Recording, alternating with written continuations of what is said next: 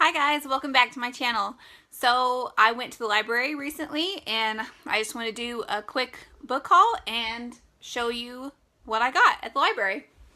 And as usual, I'm just going to start out with what my kids picked out and then what I got for myself. And let me just say really quickly that this library trip was a little extra special for me because I'm not sure if November, how many books I'm going to check out. I don't know how November is going to look because I have a baby due in November, and when the books are due back is getting close to the time that we'll just be waiting for a baby to come. So not sure what the next book haul will be like. So it kind of like, it was exciting for me to go and then get the due back date and realize how close it was to the baby coming. And I don't know, felt sort of sad because I don't know what our library trips will look like after November, but I don't know, it's kind of special in that way. But I'm just gonna get started. First, I'm gonna show you what my 8-year-old picked out. And she got, as usual, she got her 3 Goosebumps books. Or, she's not 8, she's 9. Excuse me, her birthday was last month. Anyways, what my 9-year-old picked out was these 3 Goosebumps books by R.L. Stine. She got Trick or Trap, The Curse of the Mummy's Tomb, and The Haunted Car. Now, I haven't looked up R.L. Stine recently, or even if he is still writing his books, or if it's someone else under a different name. But there are so many more Goosebumps books there were than when I was a kid, like titles I've never heard of.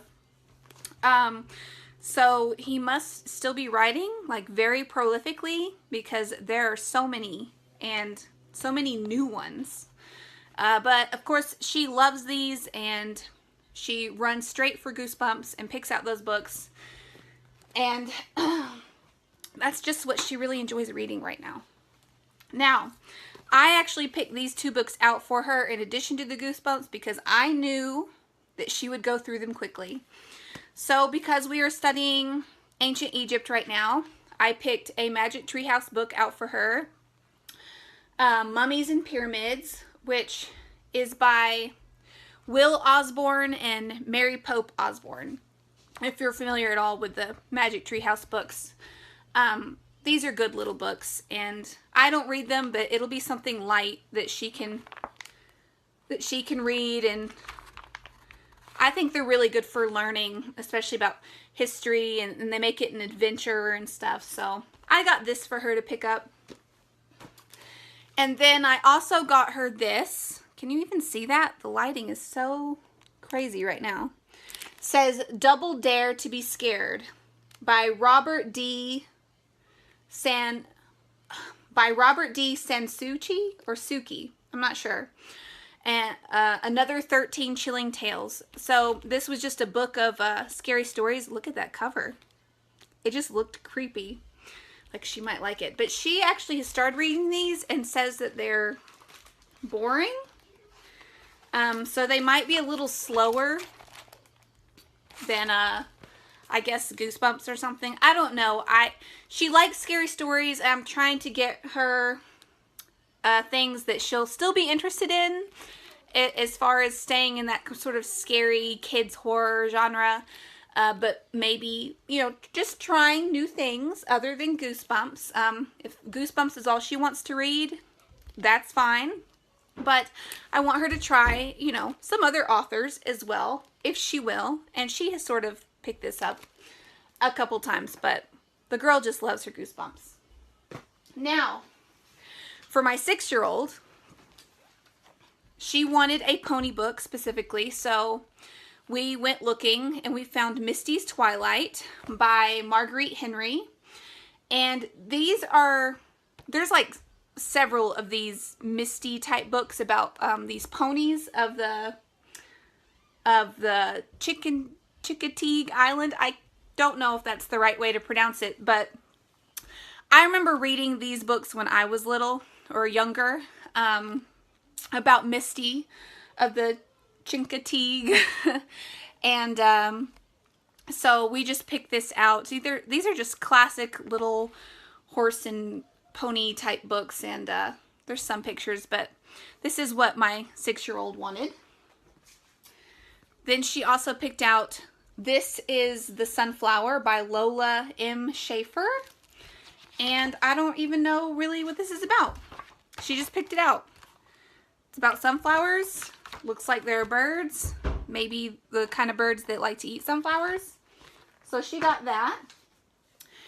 And even though we have already read this, I think we've read all of them, to be honest, she picked out Junie B. Jones and The Stupid Smelly Bus by Barbara Park.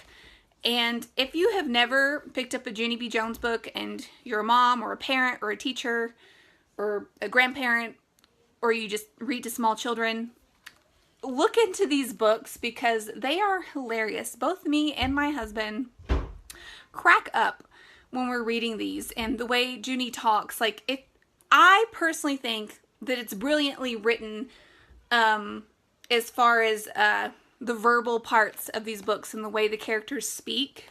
It's really engaging for my kids, and they think it's funny, and they follow along with the story.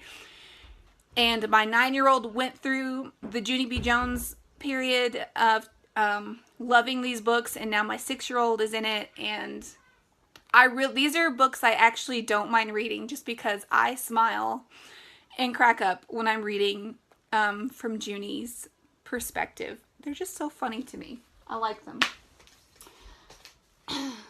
Let's see. Oh, this. This is the last book that she picked out for herself. Fairies, A Magical Guide to the Enchanted Realm by Allison Maloney.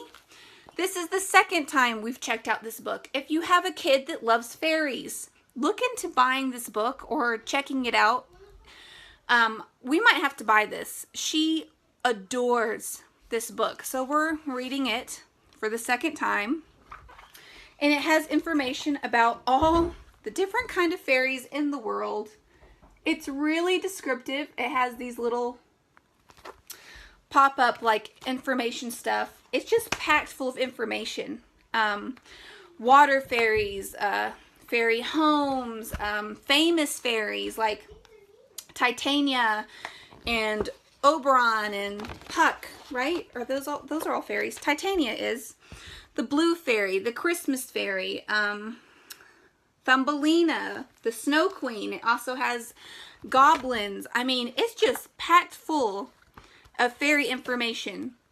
And what I like in particular about learning about fairies, look, there's a recipe right there. What I like in particular, really quick, about learning about fairies is the history that's involved with them and the famous fairies in literature. So I think there's a lot to be gained from a fairy obsession. And then a book that I picked out for all of us to read at some point is Circumference and the Great Knight of Angleland, a math adventure by Cindy Neuschwander. Neuschwander? That's what it looks like. And this is actually a math book about just math, circumference. It's a knight that does math in story form. So I thought that would be kind of cool. And then the last one that I picked out for us to read together is Nile Crossing by Katie Beebe. And I got this because we are studying ancient Egypt and just might be a good bedtime type story that we can pick up and read together and just, you know, get a little bit more out of our study that we're doing. Now, finally, for my books, and I'm feeling really out of breath, so bear with me. I picked up Stiff, The Curious Lives of Human Cadavers by Mary Roach. I just saw this on the shelf and yeah, picked it up because I think books like this are interesting. It's a nonfiction about human cadavers and the things that we learn from them, and yeah, it just sounded really interesting and seemed to go along with the theme of October because, you know, dead bodies. Then I picked up, the lighting is just, Creatures of the Kingdom by James A. Michener. It says Stories of Animals and Nature. I almost didn't get this, but when I picked it up and I kind of like looked at it and then I went to put it back. I was like, no, let me just read like a paragraph. So I read a paragraph and it was about, I can't even remember what it was. Some sort of Ice Age animal. And so it kind of like struck that chord with me with, it reminded me of Clan of the Cave Bear in that way. So it's just different nature stories, I guess, from the perspective of different animals through time. And I thought this would just be a cool book for me to read and kind of get that nostalgia feeling back from Clan of the Cave Bear. And it sounded interesting, like that he's including, sounds like he's including things like cave hyenas and dinosaurs maybe. There's like a mastodon or whatever here on the back, so I don't know. I'll see if I like it. I mean, there's no reason not to pick it up.